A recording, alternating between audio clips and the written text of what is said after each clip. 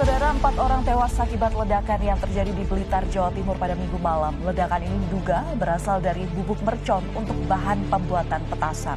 Kuatnya ledakan menyebabkan puluhan rumah warga rusak di bagian atap dan tembok. 4 korban adalah satu keluarga.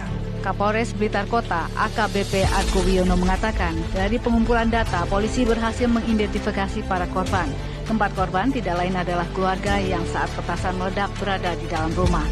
Saya himbau kepada seluruh masyarakat Indonesia, khususnya masyarakat Jawa Timur, bahwa yang namanya menyambut kemenangan sebelum puasa atau pasca puasa Ramadan, jangan disambut dengan euforia yang membahayakan diri sendiri maupun orang lain. Karena itu dalam agama tidak boleh dan hukumnya haram.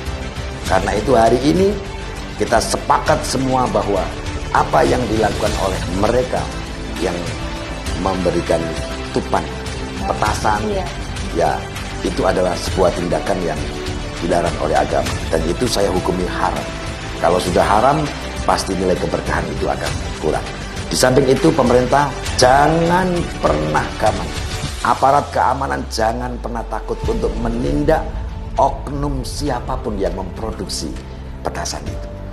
Karena apa yang dilakukan mereka itu adalah punya madarat yang sangat besar dan harus ditindak tegas. Saya sebagai masyarakat Jawa Timur akan membackup sepenuhnya langkah yang dilakukan oleh aparat keamanan, khususnya Polda Jawa Timur.